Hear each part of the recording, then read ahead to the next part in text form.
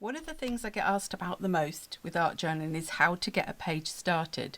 And one of my favourite ways is by looking at colour. So I thought today we'd have a go at making some different beginnings of art journal pages in different ways, but all from the basis of colour.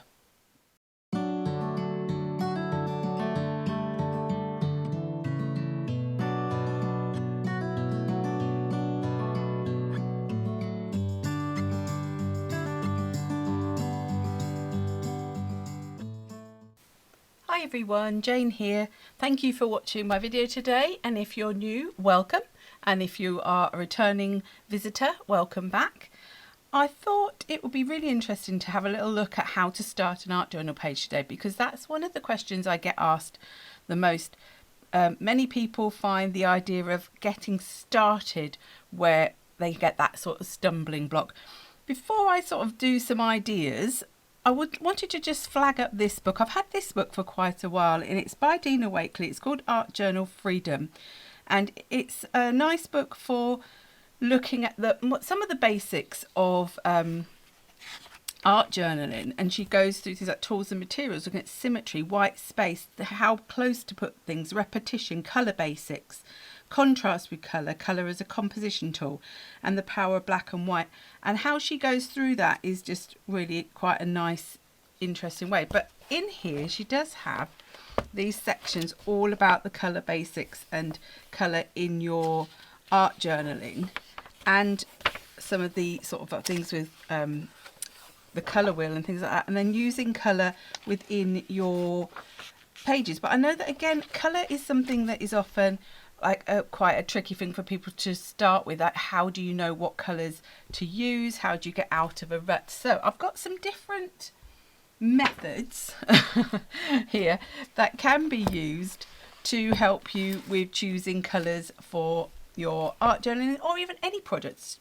So a lot of colour palette things are used not just in art journaling or in craft or art. They're also used within home decor and things like that, so when people want to choose coherent colour palettes. For me, I'm not so much into the fact that you have to have certain colours with certain colours, but having a little bit of knowledge of the colour wheel can be really helpful if you want to ensure that certain products don't blend together and get a colour that you weren't looking for. So something that a lot of people use, I have to admit, I don't really use my colour wheel, but it is a useful tool if you really aren't sure about what colours mix to go with to make other colours, what colours you want to avoid. Also, what colours are really good with each other as long as you're not mixing them, so you're complementaries. A colour wheel is a really good sort of basic tool to use. So you look at the colour. So if I want to say yellow there, and if I add red in this section, it shows me in the middle that I'll get that orangey colour. But if I look across from the yellow, there's violet, and that's showing me what the complementary colour is. So if I have orange and I add blue, I'm going to get this sort of colour. If I have red and I add white, I'm going to get that pink. So it's a really good basic tool if you want to really sort of understand how your colours work together. If you're fine with that, but what you actually want is to get out of your comfort zone a bit and to maybe start to choose colours that work, that are in a way not what you would usually choose. And there are lots of different tools on the market now. The one I see the most of is the Sarah Renee boxes of colour cubes, with all the cards in. They look fantastic. They're a bit too much bulk for me, so I like to go for a slimmed down sort of version. And one of the things that I bought, and you will see me use this fairly often in my videos, is this colour palettes book. It's one from Amazon. I think it's probably published through Amazon. It's got that same sort of velvety cover that Amazon books generally have. It's already got paint on it, but it's a nice flat weight. It just gives you a beautiful photograph and some colours, and you can use that to help inspire you, give you guidance. I don't tend to use colour palettes in a really, I don't follow them exactly. I use them as a guide, and sometimes I actually use the picture as well. So not just looking at the colours, I will say, oh, look, birds. Oh, that's lovely. Oh, I've got bird stamps. Oh, I've got bird collage. Oh, I've got, colours that would work really nicely with the whole bird composition. And I might like even say not use the colours and just use the theme of the page. So these are really nice for that. Once I had got that, one of the things I did, having seen the Sarah Renee Clark boxes and these, I do like to draw from my own environment and from the things I love. And I actually made my own colour palettes from photos that me or members of my family took.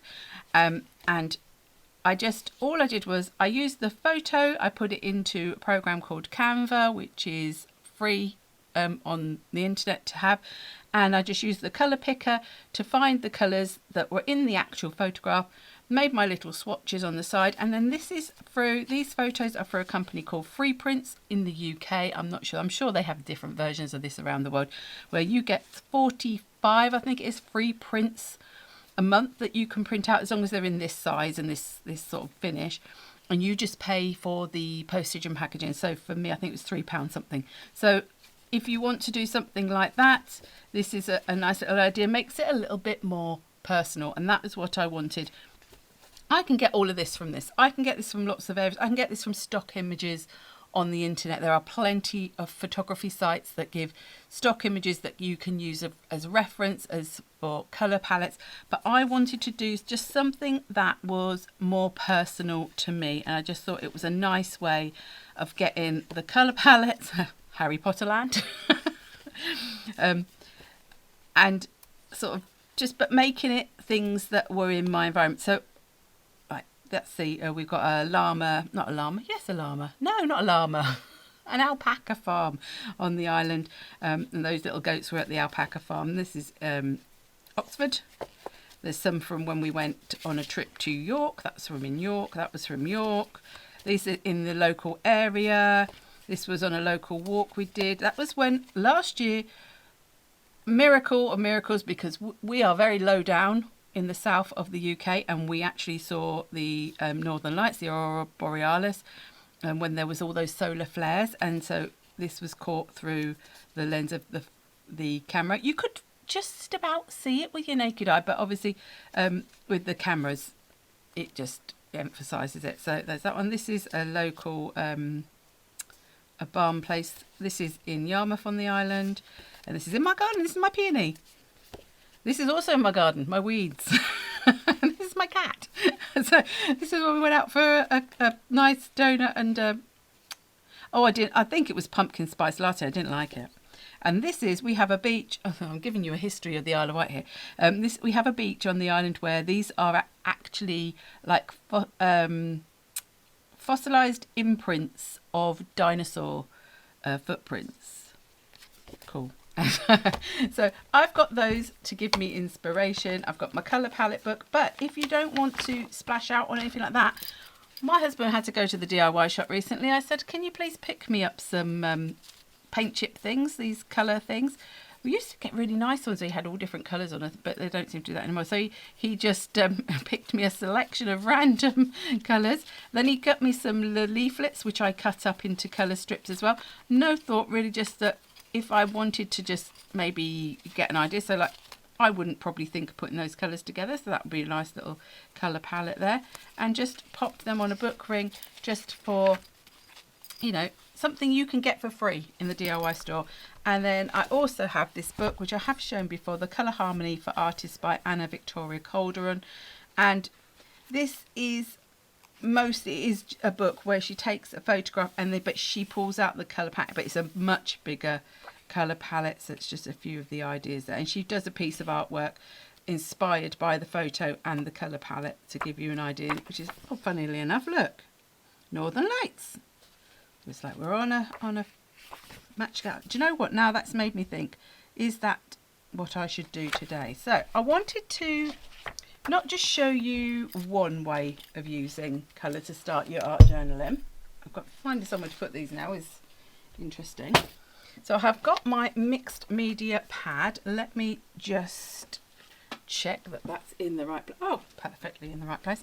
And I have split it into 4 sections. So today I thought I would just do like the background, the starting each of these. So as if they were, imagining they were a page or a project each, and how we could start them in different ways using the colours. So we will use one of my photos, and we'll use that Northern Lights one because it was came up in the book as well, so that's quite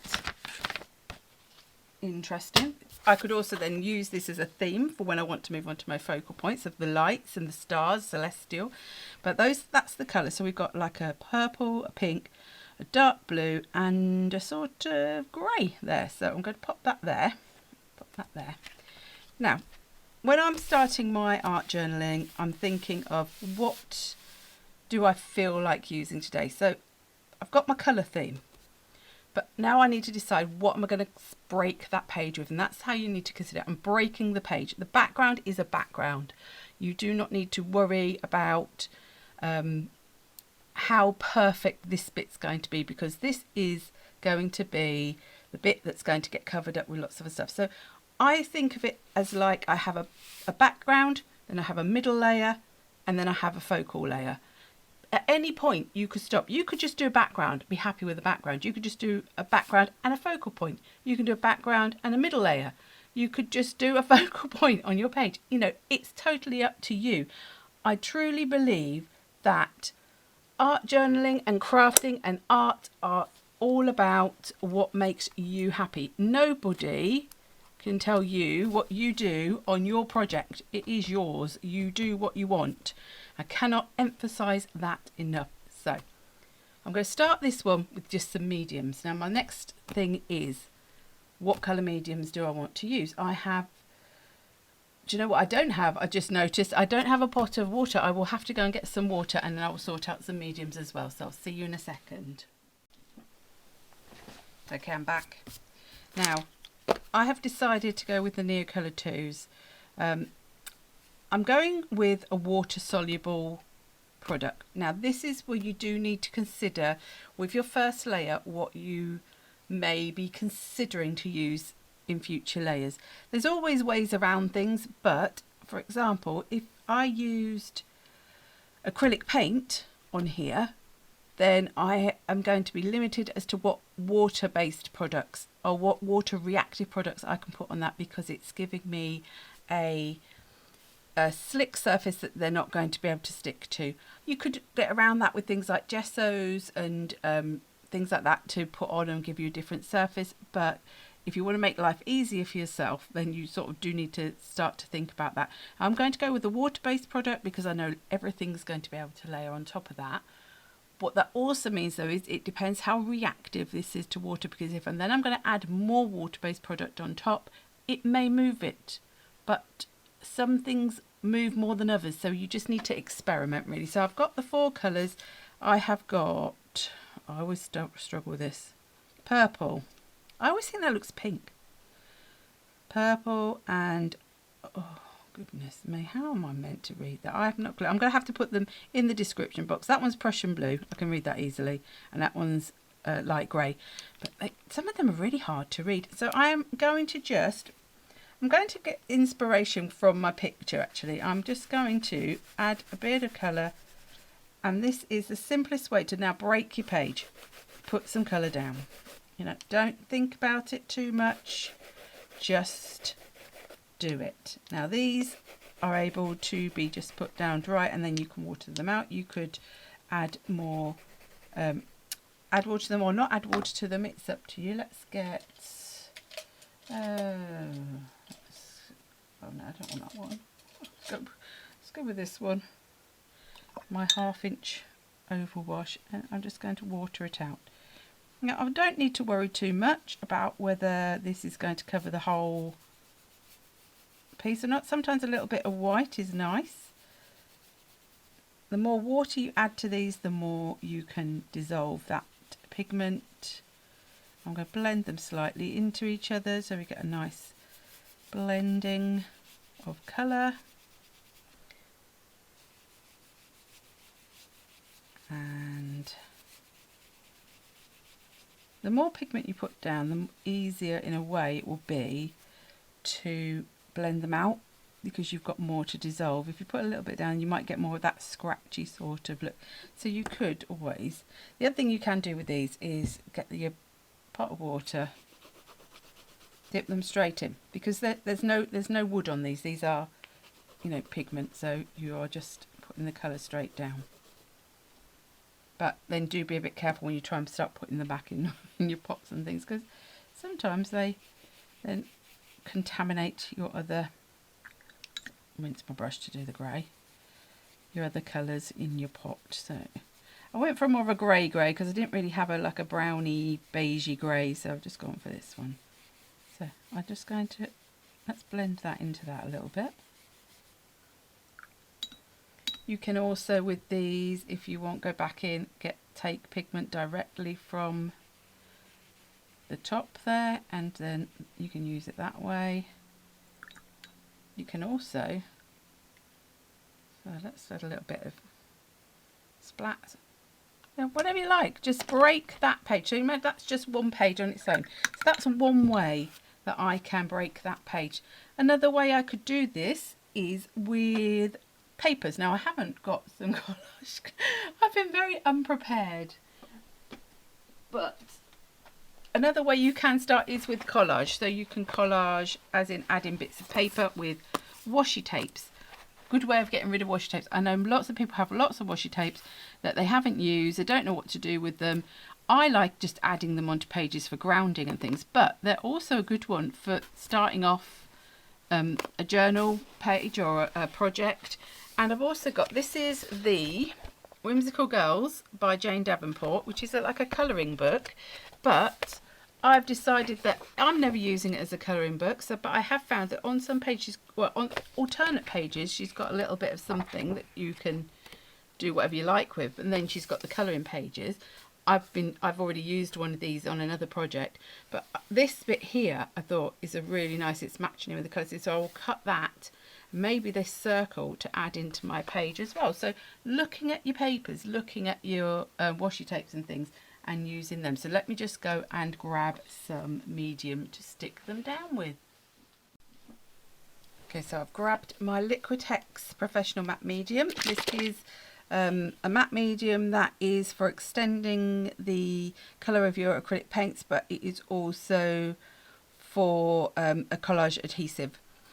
So it's a good one. So, but any sort of soft gel medium you could use, any liquidy glues, any decoupage glues, there's all different versions on the market. So I've cut the page apart. I've got that bit there, I've got that bit there, I've got this bit, and then I've got my washes. Let's start off with the washes. The washes are, oh, I think this is a Jane Davenport one as well.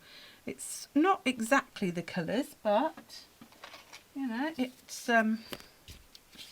roughly there, so I'm not really thinking too much. I'm just getting something down, and I think that's with these first layers, that's your main thing, is get something down. Just, you know, break the blankness. That is the thing, that is the bit that I think people find most daunting. And as you can see, this is not just the colours that are in my colour palette. I'm not worried about them being exactly the same. Now, gosh, I don't know how old this is, but I can't even find the end. I hope it's still okay and not all stuck together. I think this was just in a pack of random washi tapes. Oh, that's all right. Let's go up here a bit. That's, oops, that's a bit long, that bit. The good thing about washi tapes is you can just tear them and just make it however you want. Let's take some bits of this. So we've got these nice purple. I could just take sections. In fact, I don't even need to cut. Let's just rip it and have, I think that's a bit big, so I have some on here. Now this is a bit thicker, so if you were concerned about that's going to be too thick to stick with a matte medium, you could use more of an acrylic glue with that. Actually, that's not too bad. Next one there. Oh, let's have a little bit of a bluey one, because there's blue in the thing. So I'm not you know, trying to analyse too much what I'm doing. I'm just getting something on the page. Let's now go back to a bit of this. Let's go across. Somebody did say to me once about just wait until the end to put the matte medium all over it, and to be fair, you totally could do that. I still just forget and just do it each time. Don't know why. Let's maybe there. You just have to, I think, in the end, do what suits you. I think we needed a bit more blue in this, don't we? It's not got a lot of the blue.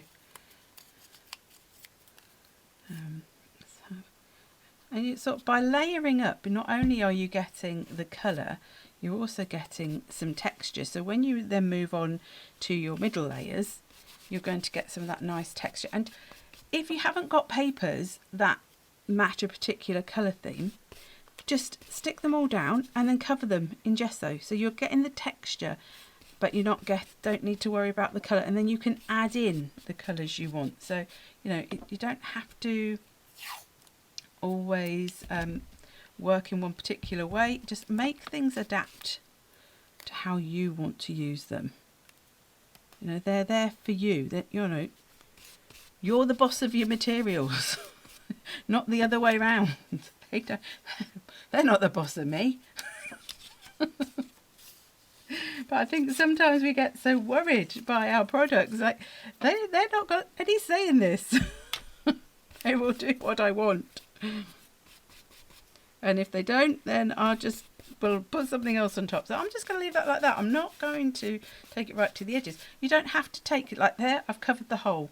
There, I've just covered a section. You know, you don't have to do everything all the time. Oh, did I want to add a little bit of this?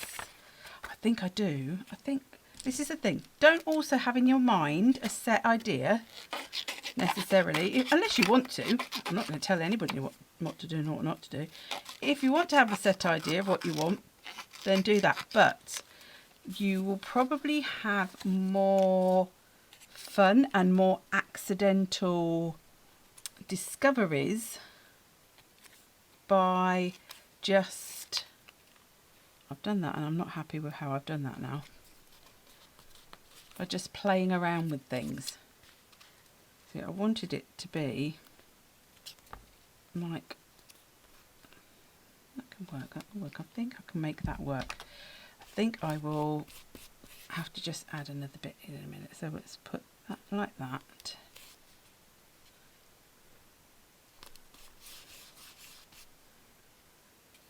Can I put that round? Oh, that nearly went all the way around, didn't it? Got another bit as well. Let's add a bit in there. Oops. Doesn't want to stick. This is the whole exact point of collage, isn't it? You take something, you cut it apart, and then you stick it back together. We're funny, humans. Humans are very funny. There, that'll do. I just fancied having that on the edge. No reason other than I thought it might look cool. But that's the thing. Play. Play and just, you know, put stuff down. If you don't like it, it's a page in a sketchbook. It's a page in a journal. You know, it's not the end of the world. And this is a mixed media sketchbook. This is not very expensive. It's Winsor & Newton. It's not, you know, it's not top of the range watercolour paper, but it's fine for this. It's fine for messing with. If you're worried, to be totally honest, I would do this in an etch sketchbook because I truly don't believe that things are for best. Life's too short. So use, you know, whatever you feel like using. If you want to use the top quality paper to mess about on, you do it. If you want to use mixed media from Winsor & Newton, you do it. If you want to use copier paper, do it. But just do something because that's how you learn, is by just getting on and starting. Right, let me go and search out some stamps, because I think we're going to do some stamping on this one. Okay, so I've got out some stamps. Now I have chosen all these stamps from the same designer. I have a lot of stamps. I'm going to make this clear right now. I am a stamper. I love, love, love stamps and stamping.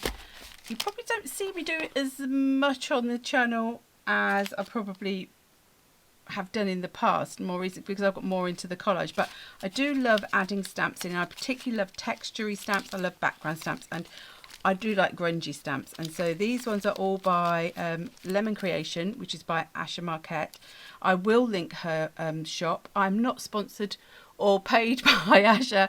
I buy these stamps because I love her style. So do please check her out. They are fantastic. Now, if I'm going to stamp as a bottom layer, to be fair, if I'm ever going to stamp in journaling, full stop, I have to admit I tend to use Archival ink, because Archival ink is a permanent waterproof ink.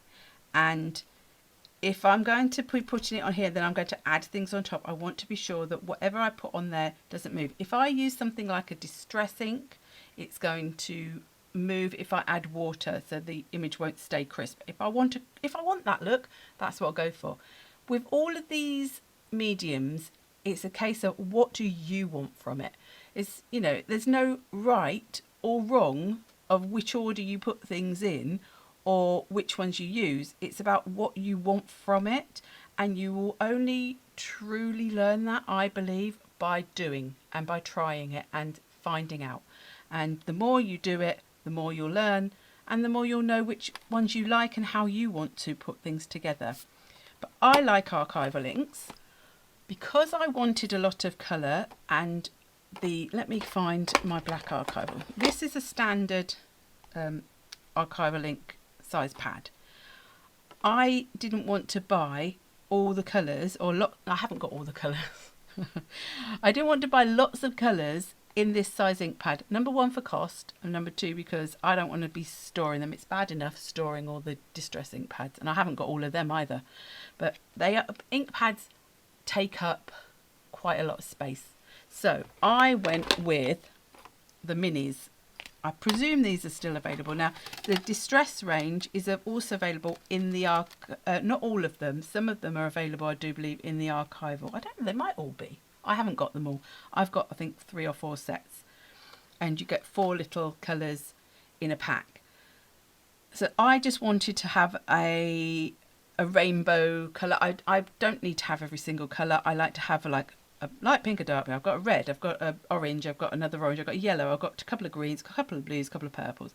I don't need every colour. I've got a few tins of these, have to admit. I've also got the Wendy Becky, some of the Wendy Becky, well, I'm not sure. But these are the ones I do like to use. I'm going to go with just a random stamping in the background. Now, I'm going to start with my lightest colour, which is the grey. And I'm going to go with quite, I tend to start off with the ones that are a finer pattern. Now, again, this is just my choice. This is, you know, nobody has to do the same. It's just the way I like to do it. And I'm going to go with this texty one because that's quite cool. Now, I don't know how dark this is going to be. I have a suspicion that it's not going to be dark at all. Now, this is mixed media paper. It's quite a smooth mixed media paper, but it's not, you know, it's not a stamping card. So just, you do need to be aware of things like that. Which way up is this? That way. Right.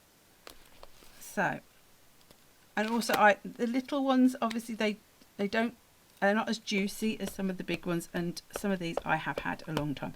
So now I've given you all the reasons why this may fail. Not excuses, reasons.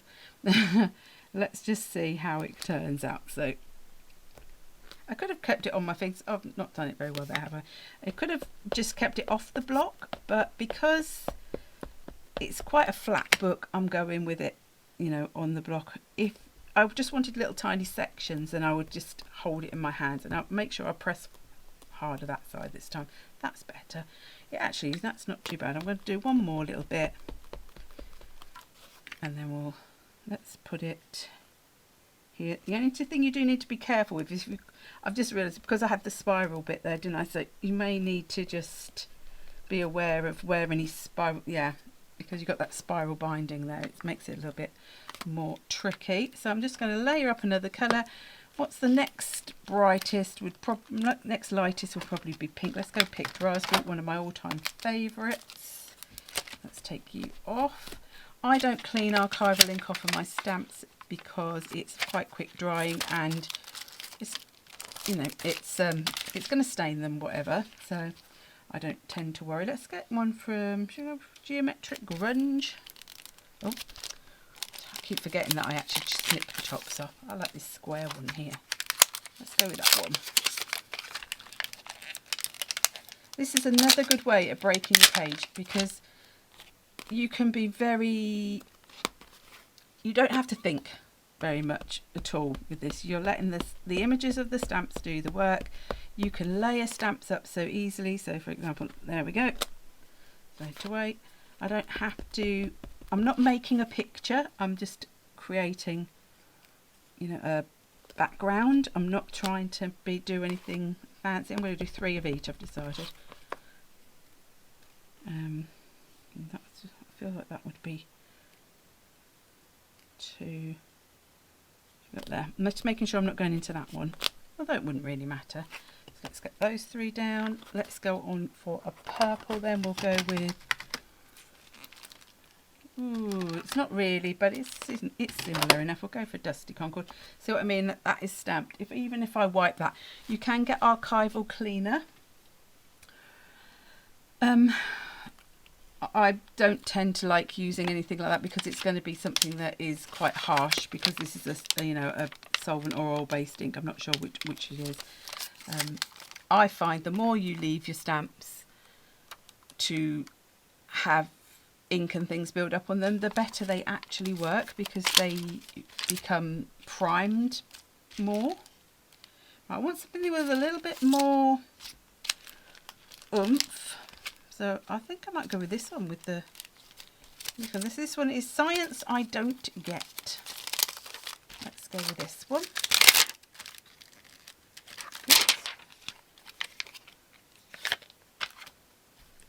Is that going to be, that'll do.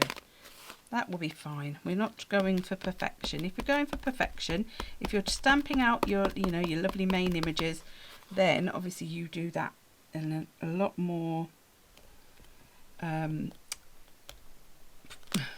what's the word I'm looking for? A lot more, I was going to say professional, but I don't mean professional.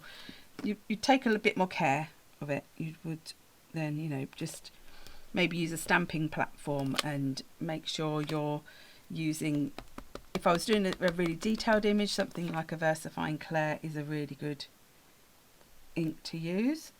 Let's do a couple of those off there. And let me do one more. I'm going to use a second generation. Don't always just have to use it. Oh, that didn't work very well, did it? Let's get that on. Do you know what it is? It's because I'm leaning on that. Just realised. It only takes me such a long time. And then let's put that one back. Apologise if this video is quite long. Don't forget, you can always speed me up. You go to the settings, you can adjust the playback speed of YouTube videos. You can also slow them down. So if you've ever got a sped up video and you're thinking that's too fast for me, I would like it to be a bit slower, then you can do that as well. Ooh, I'm liking the crosses. I think we'll have the crosses from Theo's birds. Or do we want that circle? Nice grungy circle. I think we'll go with the crosses. And this time we'll go with faded jeans. Like I say, all these will be listed in the description box below. I will link some things, but please do always be aware I am in the UK, so if I'm linking something that is potentially a UK based company, obviously that's going to incur greater fees and delivery. Oh, that's not very dark, is it? It might get darker as we get on. Let's just try one. To be fair, it's sort of probably drying as I do that. And let's get that. That's a bit better. That's it. If I just do one at a time, because I think by the time I'm getting to the other end of the X's, the ink's probably dried. Also, the more you do stamp with something, the better it usually gets. There's sometimes the first, let's see if I can go over that one. The first impression is often your worst one. I think that's enough anyway. I quite like that. It's quite faded. That's not, no, not too in your face, that one. So we've got our colour using watery mediums, we've got our collagey background, and we've got a stamped background. Ooh, now I need to think, what's another way of breaking the page for this one? So I'll tidy this up and then I'll be back for the final background. So I had a little think. I was thinking about different ways that I create backgrounds, and you know, my favourite one, I have to say, I think is just either adding colour just with mediums, or usually collage. I love stamping, but I tend to use stamping more in my later layers. I don't tend to use it as a background layer, so it's quite interesting for me to do this.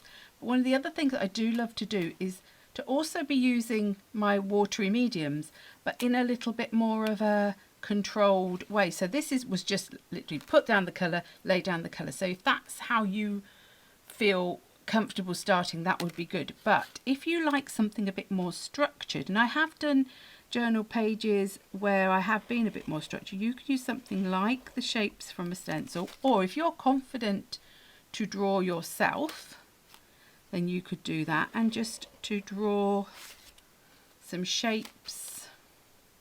I'm going with circles because circles are my go-to.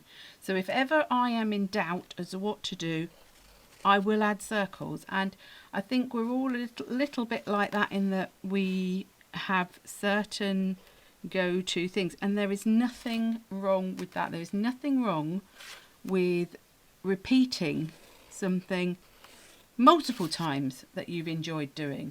That's how we learn. That is basically what I used to do when I was teaching, is we would be repeating things in a loop. You know, we would be repeating how to learn to spell certain words. We'd be repeating grammar. We'd be repeating how we add up. You know, that is how you learn, by repetition and doing things over and over again. You're not ever going to do something once and go, oh, nail that, unless you are extremely lucky. So I've put down some colour. One of my favourite things just to colour with is usually watercolours. I'm looking around me. I have my stuff out. This is another top tip I would give. If you can have things around you of your mediums, have them where you can see them. It is a lot... you are more likely to use them if you can see them. Now I'm thinking I'm going to go with watercolour, because I'm just looking at everything thinking, oh, I could use my pencils, but they're sort of going to be oil or wax based. Things aren't going to go over the top of them. Or that could be a good resist. So maybe that is something I would want to do. Oh, I don't know. I've got some pencils. I find pencils a bit... I struggle with like tendinitis in my thumbs, and I have had tennis elbow as well from too much crafting. But so I find pencils quite hard. That's why I do enjoy using... oh, do you know what? I'm going to use this. I do enjoy using watercolours because they are quite a soft on your hands type product. And I've just saw these in my watercolour basket up there, and this is the Kuretake Gansai Tambi Granulating Colours. I've been watching on YouTube people out at NAMTA, is it the Creativation, recently, and I think there's some new colours of these coming, but these have all got the name Aurora in their colour names, so I'm thinking that's got to be a sign. So we've got Aurora Pink, we've got Aurora Blue, and we've got Aurora Violet. Pink, blue, violet, that is just going to be what we're going to use. So we're not going to be this time filling the whole background in, we're going to just fill in the circles. And I have to say I used the Unipin grey pen, so that's meeting the grey bit of the colour. but this is a water and fade proof pen, so it's ideal for using to draw through your stencils and things like that. Why am I'm got my hand over this side and I'm thinking, what am I doing? I remember now, it's to get the spritzer out. So we're going to go with, I'm just going to leave them in here. One of the ways you can use these is to put them out and let them separate, but I'm not going to do that. I'm just going to use them as is, and I'm going to put water in them to get them started. I'm just going to use those 3 colours. Do you know what? I'm going to move my photo because I'm so worried that I'm going to damage it. Pop that there. And my water is a little bit mucky, but the other one's now got matte medium in it, so we're going to just let that do its thing over there. So let's put some water in there and let's go with the Aurora Violet. And I just thought this, it's sort of meant to be, isn't it, really? So let's put some of this in here. But again, if you haven't got watercolours and you prefer using pencils, or if you prefer using acrylic paints, or if you prefer using gelatos, you know, use what you have and what you enjoy. You know, this is the best sort of way, is to do what you like to do, not what somebody else necessarily enjoys. You might enjoy the same things, but also you might not. Just see, I can see the white at the bottom of the pan of that paint when I do that bit. I'm just going to count up how many circles I've got. 1, 2, 3, 4, 5, 6, 7, 8. Should have had 9, and then I could have had 3 of each colour. But normally I would have made sure I had an odd number. But you can, even though I didn't sort of separate them out, that you can see the colour separation. I think I'm going to have another one in. This is when I should really get out a smaller brush, but I'm just thinking that's another brush that I need to clean. Let's get that. This is very therapeutic. I would actually always recommend it. If you ever just want to get your mediums out and play, just do some circles. And you don't even need a stencil. You can just draw around things that are circular, you know, or squares or whatever, and just colour in. It's a bit like you know, when you do swatching. I'm not the best at swatching. I'm not a swatcher person. That sounds a bit weird, doesn't it? I'm not a swatcher person, but it can be really relaxing, and it does help you learn. Is that blue? Yeah, that's Aurora blue. It helps you learn a bit about your products, especially like if you give yourself a bit of a bigger space to do things in, because you're using them. You get to know how much water do I need, how do they react, what do they react with best, you know, what's the best way to use them, and doing something like this, and then you can have a really beautiful piece, you know, of art at the end of it. So I'm going to do that little one. Now really, in an ideal world, I'd leave these to dry before I started adding colours next to, but of course I'm not going to do that, am I? So, you know, there's going to be a little bit of crossover, but that's not a problem for me. I quite like when they cross over a little bit. That was a bit more. I really should have got a smaller brush out for that. Let's do this one because it's not next to something else and it won't cause crossover. Let's go with Aurora Pink.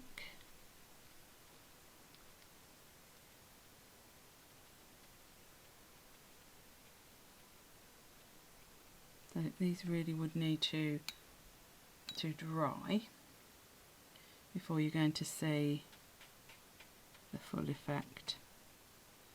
I would possibly get a bit of kitchen towel and just dab some of that, which I might do in a second, just to show. Again, don't let your products tell you what to do. If you see a big puddle and you think, I don't like that puddle, get a bit of kitchen towel and, you know, mop it up. It's your project. I'm hoping that comes across as a strong theme of this video. Let's put a little bit of water in that one. That's the last one. Let's do that. You in the pink. I just feel that pink and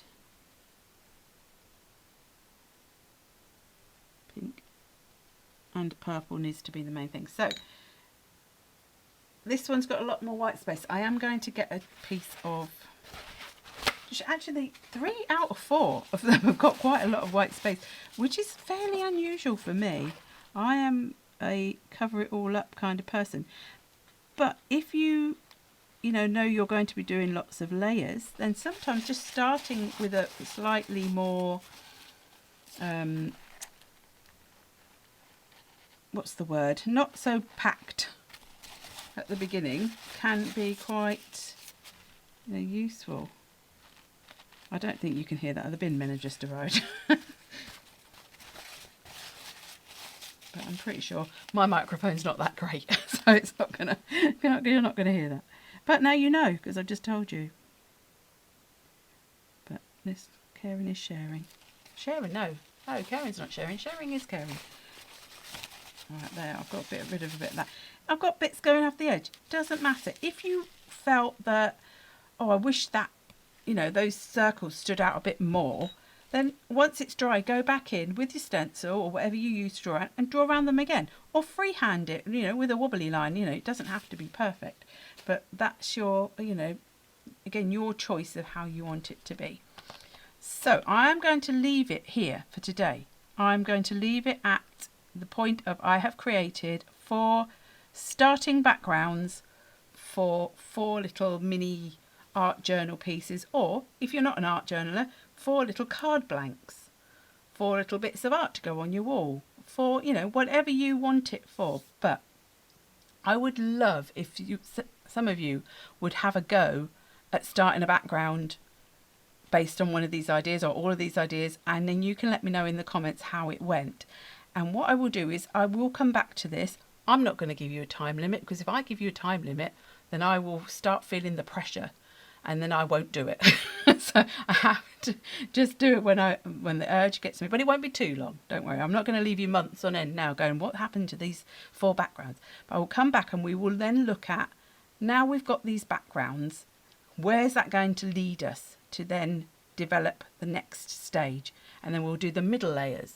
And then we'll leave it, and then we'll come back and we will think, right, now we've got our backgrounds and our middle grounds, what's going to come for the focal point? What do we want to put on this? And this is another point. You don't need to do everything in one sitting. You do not need to sit down and go, right, today I'm going to create a completed art journal page. You can start an art journal page, move on to something else, come back to it when it speaks to you. Not literally, that would be quite frightening. But when you feel that now I know what I want to do, you might then in the meantime see something in your stash and you go, that's the exact perfect thing that I wanted to add on to that page. So you don't have to sit and do one. I mean, I tend to sit and do them all in one go because I'm generally filming, so I try to get it all done so that I'm not spending days and days over a project. If I'm doing mixed media, it did used to take days and days just because of trying time. So hopefully you found that interesting. If you have, please do give me a thumbs up. And if you're not already subscribed, if you click that subscribe button, that would be fantastic. And like I said, do let me know in the comments if you intend to have a go, or if you're going to have a go, or if you have a preferred way of starting out in your projects. I'd just love to know all the things. And so until next time, I will say bye-bye.